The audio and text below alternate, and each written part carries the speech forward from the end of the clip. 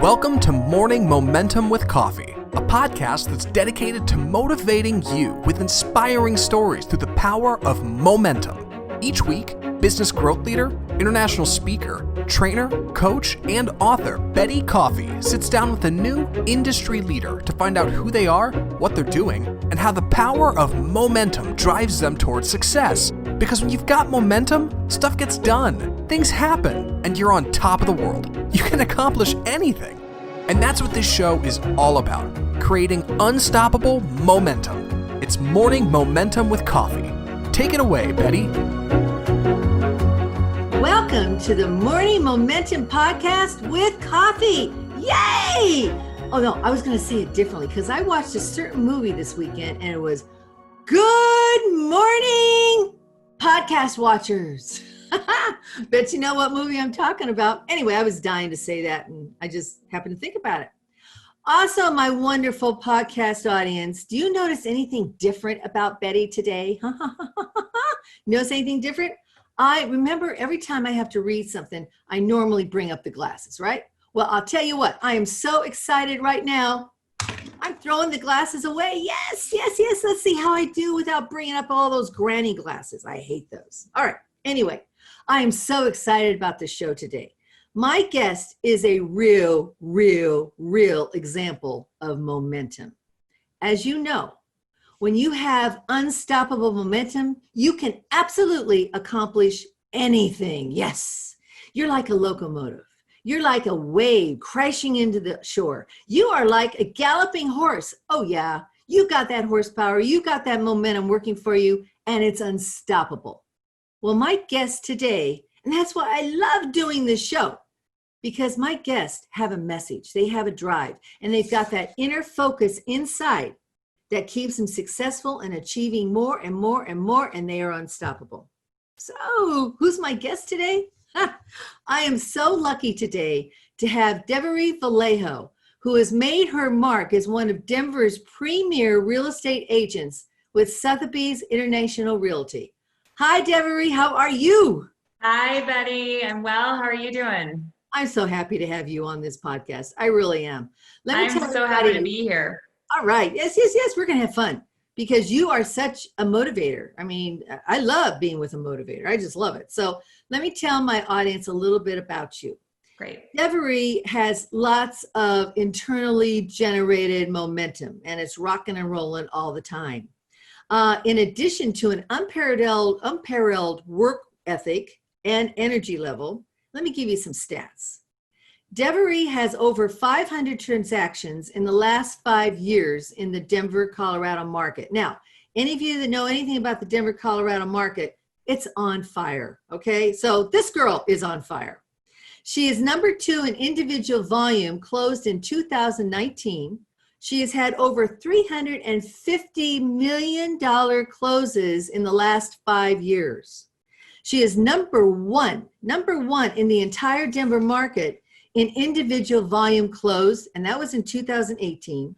In both 18 and 19, she was number 4 in the number of transactions closed. Every time she is consistently 5 stars every time voted by homeowners for referrals in the last 10 years. Now, to me, that is amazing. When actual people that are not getting paid, give her 5 stars repeatedly, consistently, you know that's the real thing you're dealing with. And 90% of her business is generated from referrals and past clients. Oh yeah, that's why this lady is so hot. She's been featured on numerous publications such as the Huffington Post, Denver Business Journal, USA Today, and the Wall Street Journal. Deviree believes in giving back to the community where she lives and works and is a member of numerous organizations, leadership programs, and charities. And as in many people that live with momentum every day, Deviree is an overachiever, and she is a tremendous athlete in endurance sports. Have you ever noticed how all that comes together? Endurance sports, athletics, momentum. Oh yeah, I just love it. She has run in 8 marathons and participated in Ride of the Rockies, which is a 600 bike ride across Colorado. And she's done that 4 times.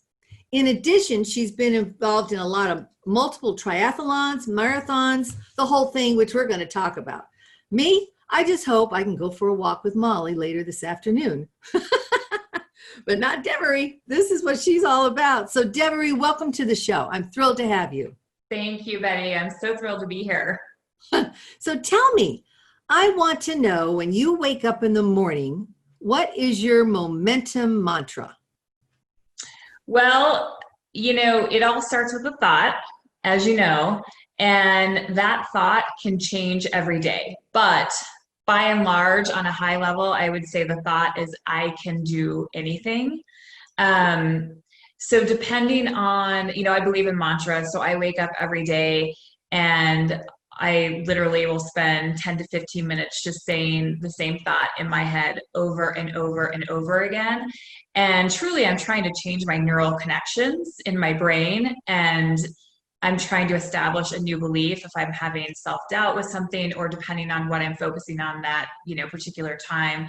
So right now, for example, I'm focusing on high-end listings. So I have a mantra every day that specifically references listing high-end properties. So I'm a true believer in your thoughts are everything. And that's how I start my day. Literally get up, mantra, and then I go for a run. Good for you. Wow. Yeah. I love that. We always hear about that, but you're the real thing. You're doing it. And you change your mantra for what you want to accomplish. Correct. And have more momentum in doing. Good for you. Wow. Yeah. I think, there's high level mantras that I think we all should have throughout our life. Certain things that are, I'm lovable or I'm worthy.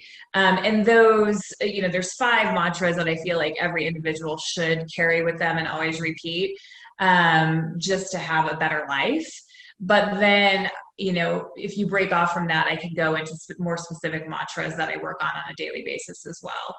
And just as an example, one of the things I always said, this was a mantra when I first got into real estate, which, was 2003, I want to say. I remember sitting in an award ceremony. So every year in the spring, we have an award ceremony with the Denver Metro Association of Realtors, and they honor the top realtors for the previous year. And I would always go to these awards luncheons. And I remember sitting there when I was probably 2 years into my career and I was still struggling. And I was watching, all these heavy hitters line up on stage, and I had so much respect for them, and I was kind of in awe. And I said to myself, I remember the exact ballroom that I was in, and I remember looking at that stage, and I said to myself, I'm going to be number one someday. I will be up on that stage and I will be number one. And it took me probably 12 years after that, but I did it. And the one thing I will say with that thought was I absolutely believed it. I had no self-doubt. I was like, I will be number one. I don't know exactly how it's going to happen, but I will make it happen. And it did, and it came true. So you did it. And that's how we generate that internal momentum. You are all about momentum. The power of words. What is the saying? And I want to see if I get this right. Your words, your thoughts become your words. Your words become your actions. Your actions become your habits. Your habits become your character. And your character becomes your destiny. Oh, I like that. I remember that. That's great. The one that I typically use that I worked on with my life coach for years. I'm a big coaching fan, by the way, as you can tell, because I reference it a lot. But it was the thought cycle, which starts with the thought, which creates the feeling, which creates the behavior or the action or inaction, and then it creates a circumstance. So whatever, if you don't like the circumstance, then change the thought. Oh, I love that. Oh my gosh, I love that. Wow. Isn't that amazing? That is amazing. So we'll come back to that. So let's start at the beginning. How did you get into real estate? So I got into real estate. What is this, 17 years ago, I think, right? Yes, it was 17 years ago. And honestly, I didn't have really a whole lot of other options. So I graduated with a hotel restaurant management degree, and then promptly got into various sales jobs in Denver. And one thing that I was terrible at was cold calling and the hard sell. And I think the reason why is I don't, to me, it seemed inauthentic. And, it was like if someone's selling me something, I just feel like they're trying to get the sale and they're trying to make a commission. Right. And so I had these sales jobs and I was terrible at them. I remember having, this was back in the early 2000s, and I had a telecom job and I was selling T1 lines. And, we had to meet every morning at our office, and we were divided up into various teams of like 5 people. And our team leader would say, okay, how many T1 lines are you going to sell today? And we had to say, most people said between 5 and 10. And then we meet that. So then we go out and we make our rounds and we literally cold call on all these various small businesses. And then we come back. And at the end of the day, we meet at 5 o'clock and everyone would write their number of sales on the whiteboard. And every day I had 0 sales. And I was terrible at it. And it's because I was really uncomfortable with selling. But that being said, real estate to me is more, number one, it's relationship selling. And number 2, I don't see myself as a salesperson. I see myself as an advisor. And truly, if I'm good at my job, I am helping my clients make the best decision possible and acting in their best interest. And that's really important to me. And it's also why I'm good at it. And so when I was kind of in this point in my early to mid 20s where I didn't really know what I wanted to do, I took kind of as a, there wasn't a whole lot of motivation behind it, but my roommate at the time said, hey, let's take real estate classes. And I said, sure, why not? And so, we took real estate classes, and then my friend from college said, hey, well, I'm working for Keller Williams. Why don't you come join me? And I said, hey, why not? I really don't have anything else to do. And so I ended up joining her, and we had a team. And I just ended up completely loving it. So, and I love it because of the relationship aspect of it. It's relationship selling. So I think that's the secret to all sales. I mean, nobody in their right mind likes a cold call. They really don't. I surely don't. I don't either. But when you develop that relationship, and now during COVID, I have found that by just reaching out, I'm not trying to sell something, but just reaching out, how are you doing? How's everything going for you? Are you healthy? Are you okay? How's your family? How's everything? Never once when COVID hit, never once when I reached out to my past clients and my current clients did I say, so when do you want to have the next event and how do you want to? Never once. Those calls, and they were probably expecting me to say something, and I never did, because I wanted to know, how are you? How are you? How's your family? Are you okay? Is there anything I can do for you? And that just really built up. And that's what the secret is to every kind of, good relationship. Truly. And if you're sincere, you truly cared. How are they doing? Have they had COVID? Have their family members had COVID? It wasn't that you came in with an ulterior motive. And I agree with you. And again, that's why real estate can be, such an amazing career. If you're, it's built on trust, it's character, it's empathy, it's so many different things. It's just funny because, we're quote unquote salespeople, and I just don't see it that way at all. Good for you. You've been so successful, and a lot of that is your own personal momentum, but a big part of momentum is when we don't do as well as we wanted to do, when we kind of fail, when we struggle. When you look over the last 17 years, what's the one thing that you think you would have wanted to change? What's the one thing that you learned that you would, that you wish you had known back then in your career that you know now?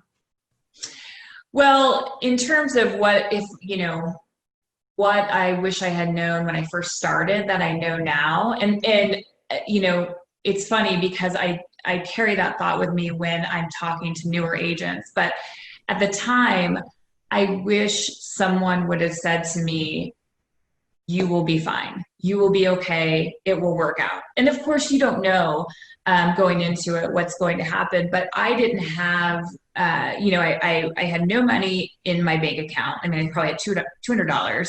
I didn't know how I was going to pay rent. I lived in a $700 a month, 1 bedroom, dumpy apartment.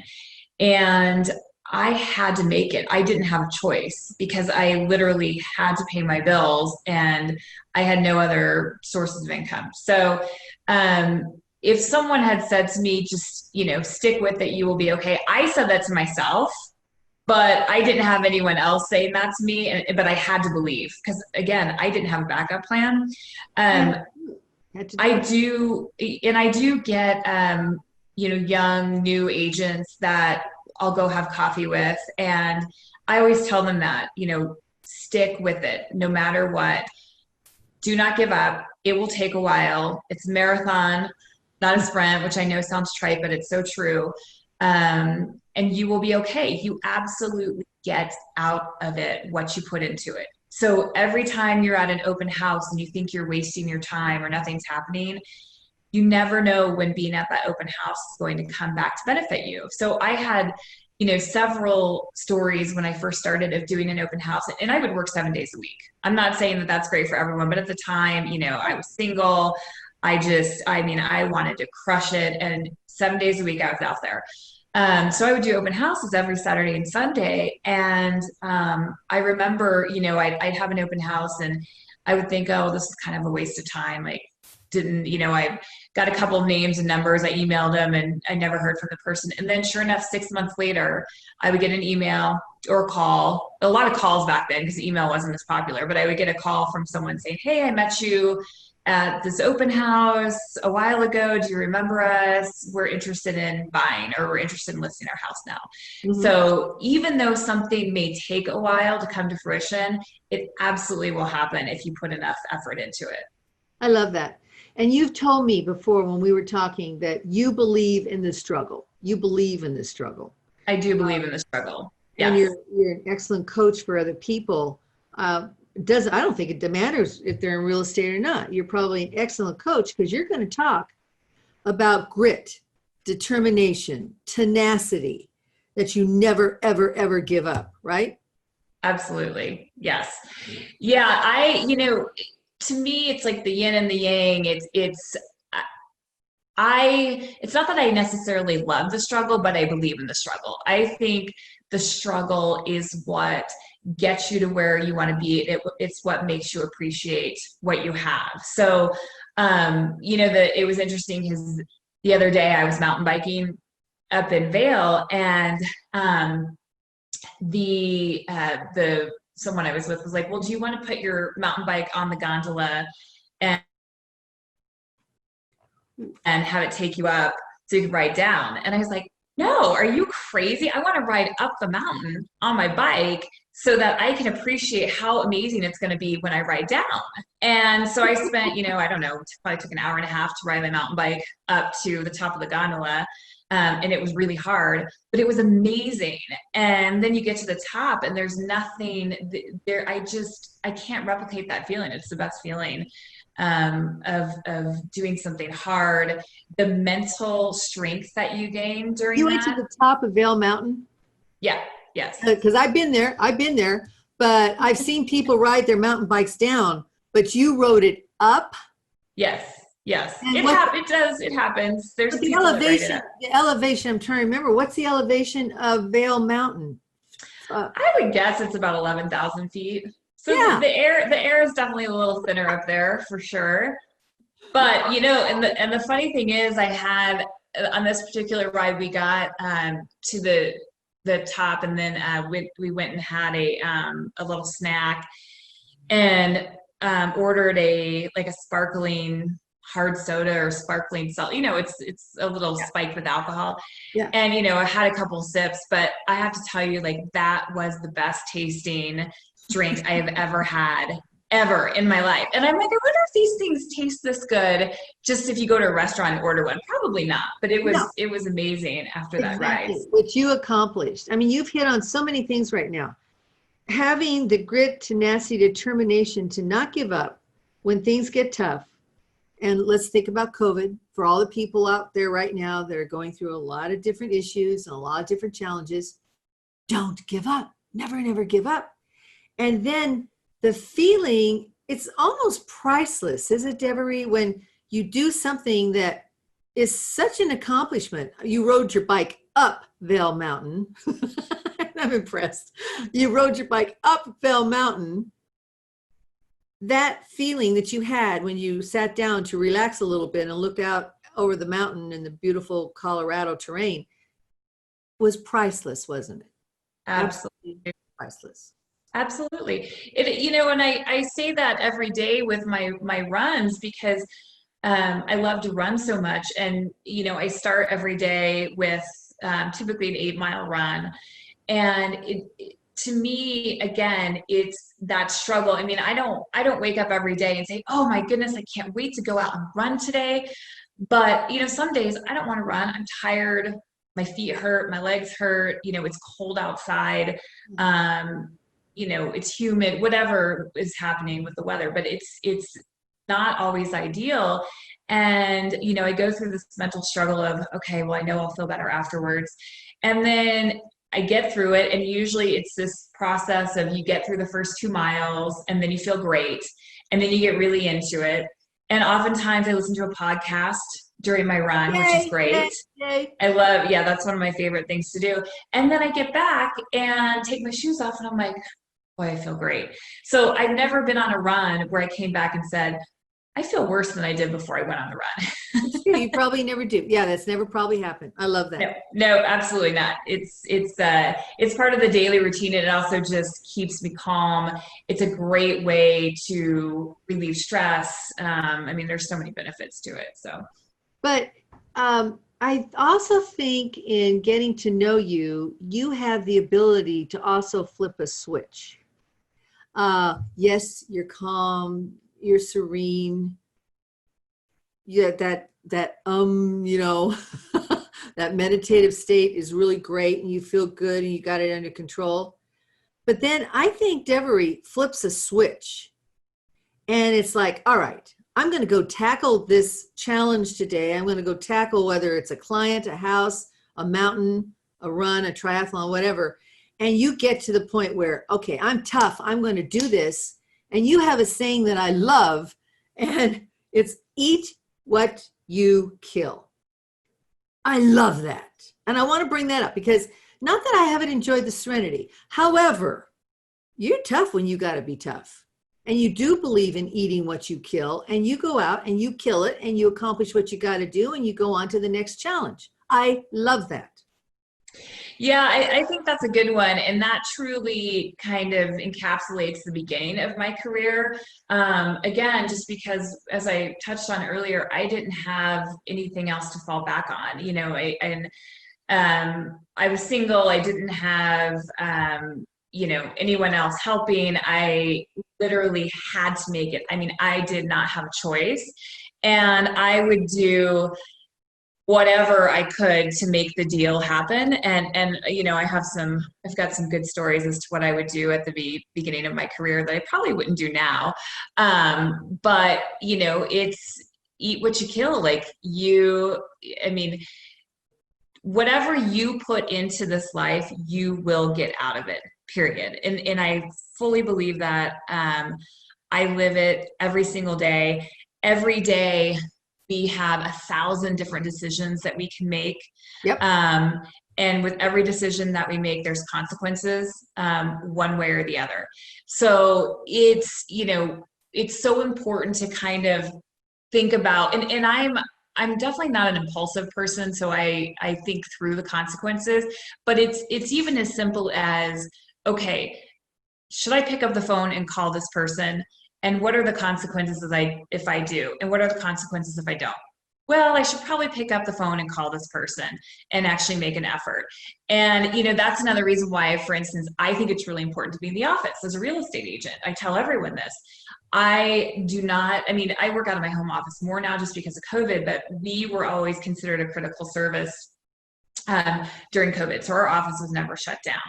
Now we're fairly back to normal, but I make it an effort to go into the office usually 4 days a week. And part of that is just hearing other people talk on the phone and seeing the energy of people buzzing around. You know, you feed off of that. Yes. And it's really easy when you're sitting, you know, at home in your home office and you're not seeing anyone make deals happen. You're not hearing anyone talk about the deal they got done that day, just to get comfortable. And you think, okay, well, I was productive today.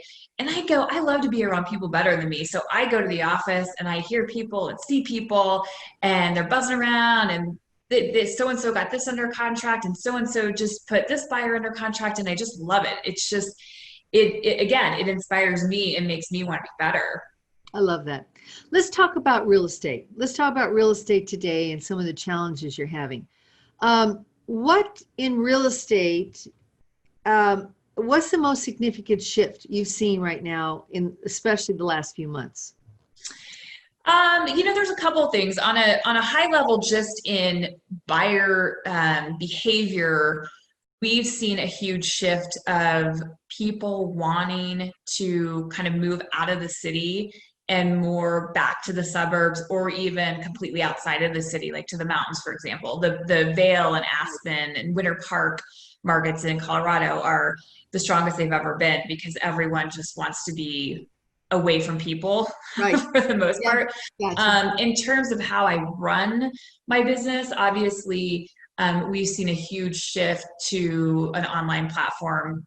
You know, marketing has become more important than ever. Having 3D virtual tours so people can walk through without having to physically go through the home. And so they can kind of, you know, walk through with their 3D virtual tour to determine whether or not they actually want to see the house, so they can eliminate, before they have to go into, you know, 20 houses to look at, they can probably narrow it down to 5. Right. So, you know, just a little bit of a shift in terms of how we're actually targeting the buyers.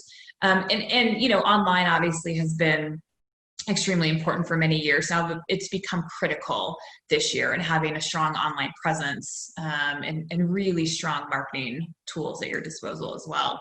Right now, so we're having this podcast before the election, but right now, when you look at the real estate market in Denver, have the number of closing days to actually put something on the market and close it, has it increased, decreased? Have transactions increased, decreased? I mean, are people anxious to buy something right now, or what's the trends there? Yes. So Denver is a really hot market right now. I think there's a couple of things going on. And I've had this conversation probably 3 times this week with fellow agents. There are so many buyers moving here from California. Yep. For a variety of reasons. I mean, I think, you know, the fires are a big deal. I think that California is still substantially shut down. And then, you know, I think there's other economic factors involved, but we're getting a huge influx of buyers from California. We're getting a lot of the feeder markets are big cities, for example, Chicago, New York, Boston. And people are coming out west because, again, they want more space. They want more land. They don't want to be stacked on top of each other. They don't want to be in a condo building in downtown Manhattan where, you know, they're touching buttons on an elevator. It's definitely changed buyer behavior. So Denver has just been insane. And in June and July, I want to say I think it was June, as in 3 months ago, June, we had the largest number of transactions on record for a month. So in terms of number of new sales in 1 month, that was a record in Denver, which is crazy because, you know, given everything that's happened during COVID, I thought that the market would go down a little bit, but it just went crazy. And the average price of a home in Denver is at an all-time high. So we just passed the $600,000 mark. So I think we're at 606 for the average price of a home in Denver, which is pretty expensive for a non-coastal city. Absolutely. Absolutely. So what's a common myth in your profession that people might think about that's just not true, that drives you crazy when you hear it or they believe it? What's a common myth? Well, I would say number one, I think people think that real estate is really easy and you're going to get licensed and get into real estate and the money just starts rolling in. So here's the thing with real estate is the barriers to entry are extremely low. So basically you have to study for a test, you have to take a test, you have to, do a background check, and then you can get licensed. So it's not, it doesn't require 8 years of schooling. It's just easy to get into. So I think that invites a lot of people in because it's too easy. But then once you get in, you're kind of like, well, now what do I do? Because again, you don't have anyone feeding you business. Maybe you join a team where they're feeding you internet leads, but even that, your conversion rate is typically 1 out of 100. So you got to work really hard just to get one deal done. So I think the myth is that everyone, you get into it, you start making money immediately, which is just not the case. I literally could not, I for 2 years, maybe up to 3, I had to count on my next closing to be able to pay my rent. So thankfully, I stuck with it. And, eventually you kind of get to a point where you've got enough referrals, you have enough past clients that it starts snowballing and, it builds up pretty quickly once you get past that point. But it took a while to get there. And you really have to stick with it. You have to be tenacious and you have to continue to work hard. And I think people just think it's easy and it's not. I mean, it is one of the toughest jobs out there. It really is. I agree. It's incredibly competitive. It's one of the toughest jobs out there. And you literally, for a long time, to quote you, you have to eat what you kill. So you got to go get it and you got to be tenacious. And it's not I don't think it's for the weak of heart. I really don't. I don't think it's an industry that's for, you got to be determined. You really do. Got to be determined. You have to be extremely determined. Yeah. So Deviree, what makes you different? We've talked a lot about this, but if you were going to summarize, what makes you different from the competition out there? What makes you different from everybody else? What makes you special? What makes you so successful? What would that be? Well, it's interesting because you just said the word determined, and I think that's an important word. And I think there's a distinction between determination and motivation. And, I think a lot of people are motivated, but I don't think that everyone is determined.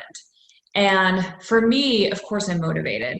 I'm motivated by a lot of different things, but I am extremely determined. And so my determination causes action. And I make those decisions based on my determination. And so I will get it done. And it's funny, another word that you mentioned to me that was really important is grit. And I love, there's an interview with Will Smith that's out there. I don't know if you've ever seen this, Betti, but if you haven't, you have to Google it because it's fantastic. And the interviewer is asking him, where do you get your work ethic from? Or what makes you Will Smith? What makes you so successful? And he says, well, because I'm not afraid to die on a treadmill. And she's like, well, what do you, Oh my gosh. Yeah. And she says, well, what do you mean by that? And he says, if you challenge me to run on a treadmill, so we're going to have 2 treadmills set up and I'm going to be on one and you're going to be on the other one and we're going to run. And the first person that stops loses. He said, one of us is going to die because I will not stop. And, I remember hearing that story in a conference on grit. And I was like, oh my gosh, that is amazing. I mean, that is exactly how I feel. I am not going to stop. I'm highly competitive, and competitive with myself too. When I run a marathon, I'm not a very fast runner, but I also know, I'm always trying to better my time. And so I'm always competing with myself. I'm never going to win the race, but I can always get better. So anyway, I love that story that Will Smith shares. And that's kind of how I feel. I mean, it's just determination and tenacity.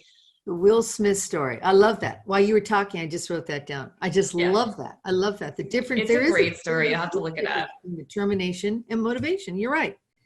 And I'm just not going to die on the treadmill. So there you go. I'll tell you up front. I love that. I love that. I love that. So that's what makes you different. I believe that. I love that. Okay, so talk to me about your Iron Man and why you believe in the power of thoughts. We've talked about that, but you've also been involved in triathlons. Tell me about your experiences and your sports and why those actions in sports and what you've done have affected you in your professional and personal life. Sure. And I'd like to clarify one thing, because I think you said in my intro that I was a, great athlete or something like that. And I actually don't think I'm a great athlete. I think I'm a really great exerciser. I feel like athletes have to have some type of natural talent, which I don't. But what I do have is grit and stamina. And to me, the endurance sports, it's no coincidence that overachievers are attracted to endurance sports, because it's mental. It's the same reason that, if you look at Ironman triathletes, and we have, fortunately, because we're in Colorado, a lot of them train in Boulder. So we have a lot of professional triathlete friends. And they typically are at their peak in their late 30s. Well, that's not because their body is at its peak in your late 30s, but your mind is. Most 25-year-olds just don't have the same mental stamina as a 37-year-old, right? They have, that 37-year-old has 12 more years of experience to work through what they need to work through to be really good at a 12-hour race.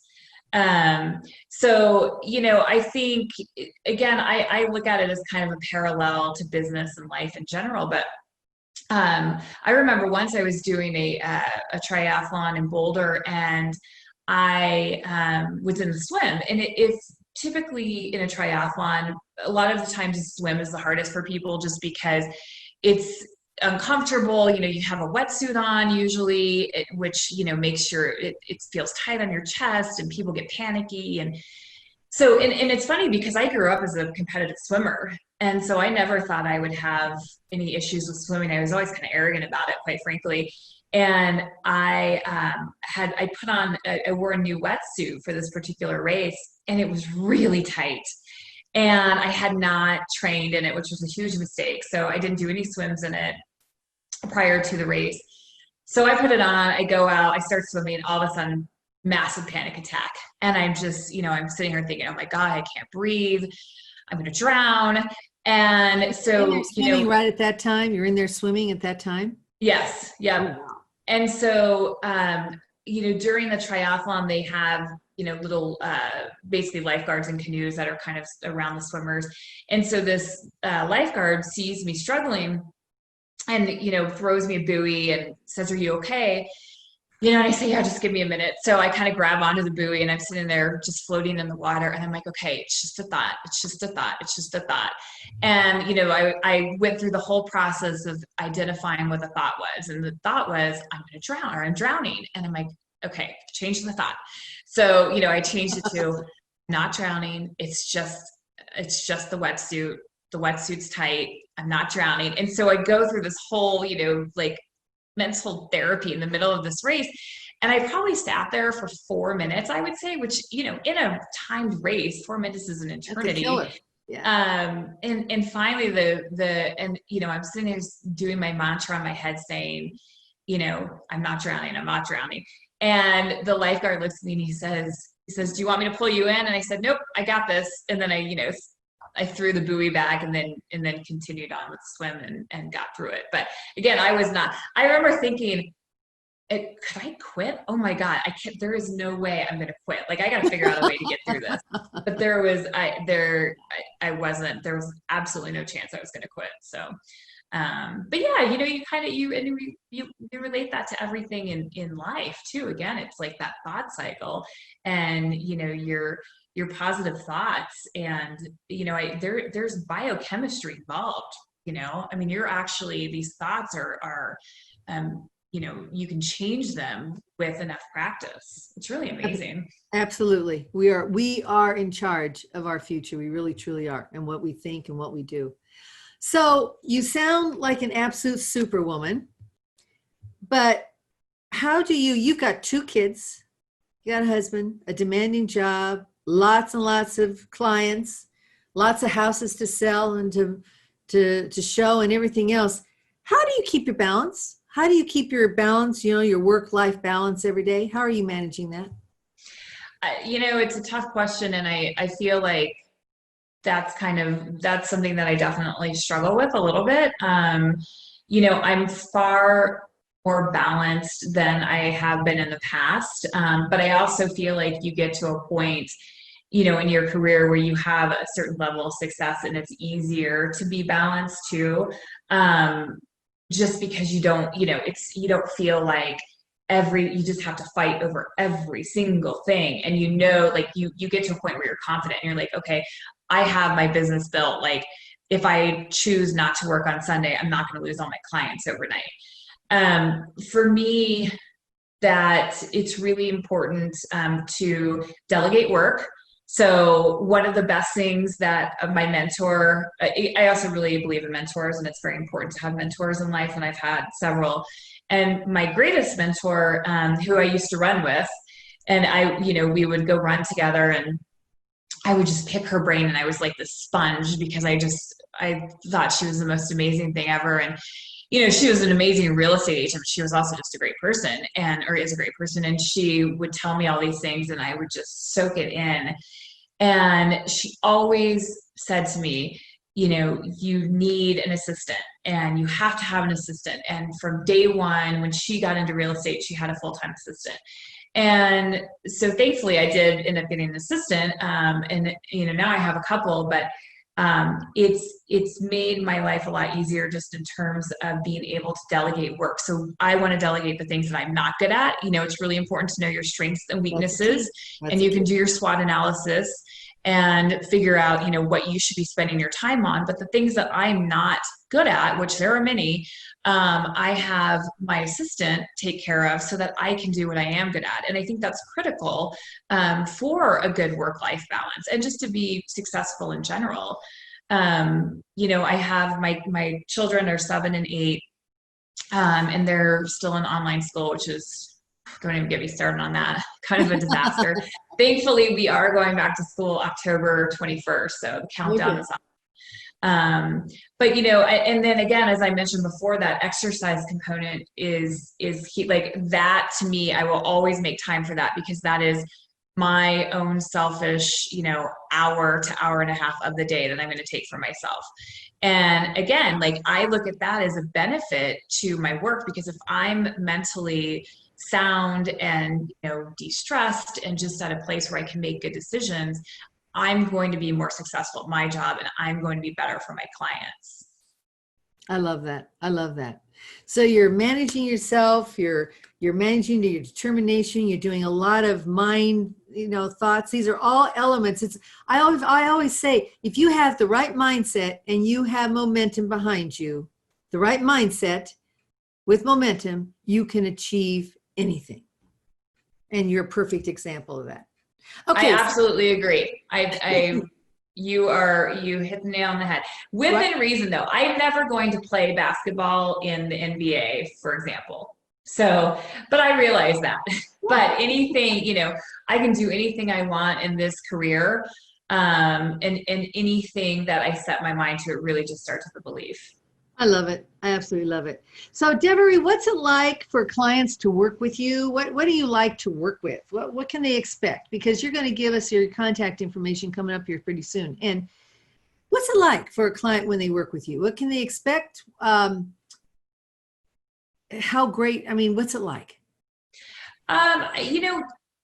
I think the customer experience is really important. So, when I list a house, for example, I always tell my clients, I want to take care of everything. Like my goal is for you to be feel as little stress as possible, because I've been a buyer and a seller of a home before, and I know how stressful it is. I know how stressful it is selling your house when you have kids and you have dogs and you have to get out of the house. I get it. I mean, that again is a really important part of what makes a successful agent is empathy. So I think you have to be empathetic towards other people and what they're going through, and be able to put yourself in their shoes. So for me, it's all about the customer experience and what can I do to make this as pleasant an experience as possible, because I know sometimes it's not always pleasant. Truly work in my client's best interest, which is number one. And just take care of everything so they don't have to deal with all these little stressful things. Like, that's what I have a team for. That's why I have the vendors that I have. You know, if we have an inspection that we go through on your house and there's 10 things that we have to do, I've got 10 different vendors that I'm going to get lined up, that I trust, that I've worked with for years, that aren't going to take advantage of you. That I can get over to your house to, you know, service whatever needs to be serviced or fix whatever needs to be fixed. So, you know, for me, again, it's just about minimizing stress and making it a pleasant experience. And of course, you know, getting as good of a price as possible in as short of a period as possible as well. There you go. That's always the bottom line. There you go. Yeah, that's an important piece of it too. Okay, so tell people how they can contact you right now. For those of you that are watching, you're going to see the runner of Deviree's contact underneath it. But for those of you that are just listening to the audio, Deviree, tell us how people can reach out and contact you, please. Sure. So I have my website, which is C as in SE, denverhomes.com, which also has all my contact info. My Instagram handle is just at Deviree. My name is Deviree. So I'm easy to find on Instagram. Facebook, I have a Deviree Vallejo real estate agent page. And then cell phone is always easiest via call or text. And should I say that number or will it be on? Oh, well, go ahead and say it just in case anybody's listening. Sure. 303-931-0097. And I'm incredibly responsive. So call or text and I'll always get back to you as soon as possible. Awesome. I'm so happy you've been on the show today. You've enlightened me. I mean, I love eat what you kill. I just love that. Okay. I'm crazy about that. Believe in the struggle. Love that. Grit, tenacity, determination, be determined. And determination is more important than motivation. Whoa, my counterpart speakers out there, but it's true. What Deviree's talking about is true. I love those comments. And then our wonderful Will Smith's comment on the treadmill. Love it. Yeah, you have to look that one up when we get done. It's a great little video clip. I've written it down. I'm going to. So I can't thank you enough for being my guest today on Morning Momentum with Coffee. You've just been fantastic. I think the world of you. I admire you. And that's, all my guests on this show are really superstars because of what they've got in their heads, how they handle that, how they manage it, how they motivate themselves, and they build their own momentum. And that's what it's all about, is building your own momentum. So remember to subscribe, everybody, to Morning Momentum with Coffee podcast. Go out there, like it, rate us. 5 stars is always good. Send it, share it, whatever. Subscribe to it, because I love having you here, and I love talking about momentum. And that's how we're going to get through everything we want to get through and achieve the ultimate we can achieve. So thank you so much. Remember, momentum and mindset will give you achievement every time. Remember to ride every stride, okay? Give me a call if you've liked the show today, Betti, at 214-763-6344. And I'll see you next time. Go have a great day and live it with momentum. Bye, Deviree. Thank you. Appreciate you. Bye-bye, everybody. Take care. See you next time. Thanks for listening to Morning Momentum with Coffee. Momentum matters more than strength. Your persistence will always win. Drive change, ignite cultures, and accelerate growth with your own personal momentum. To find out more about Betti, follow her on Facebook at Betti Coffee Presents for more inspiring stories just like this one. If you liked what you heard, leave us a rating and review. And if you want to hear more, subscribe to Morning Momentum with Coffee on your favorite podcasting platform. And remember, the greater the momentum, the harder it is to stop. Momentum creates motivation. Motivation creates opportunity. And opportunity creates results. See you next time.